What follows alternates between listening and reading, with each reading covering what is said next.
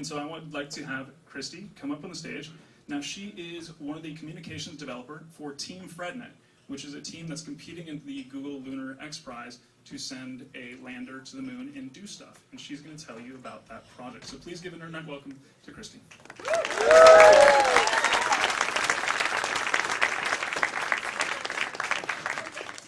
Yeah, to be more precise, I'm the communication systems group lead.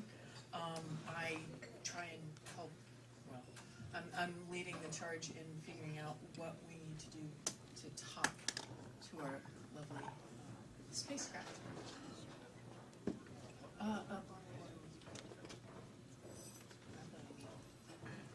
Okay, I'm had a couple of cans of wine they provided backstage.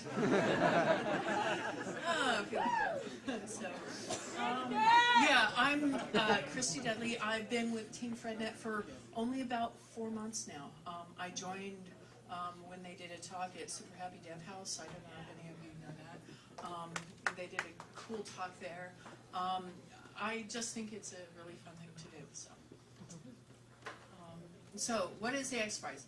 There might be people here who don't know what the X-Prize is. I thought there might be a chance, so I thought I'd cover it. Basically, it's the awards for things that are really important, like he was talking about earlier, for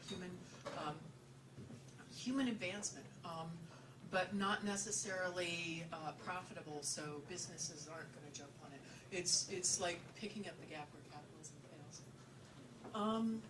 What the Google Lunar X-Prize is, people don't think about it in these terms, and nobody I've talked to yet has thought about it in these terms, but it's a tourist trip to the moon.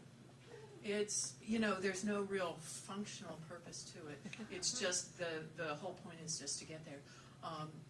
Go take a bunch of pictures, send the postcards home, travel around, see the sights, and stay an extra night for bonus points. Sightsee some more. And they're all metrics surrounding each of these points, but it's basically a sightseeing trip. What Team FREDNET is. International 700 volunteers in 60 countries. We say that a lot. Nobody really believes us. How can you possibly have a team with this many people in this many places and actually get anything done? I don't know how many of you have participated in open source, the larger open source software projects. There are that many people, you know, working a little bit, a whole lot, spots here and there, and we all try and keep up with them and keep everything going.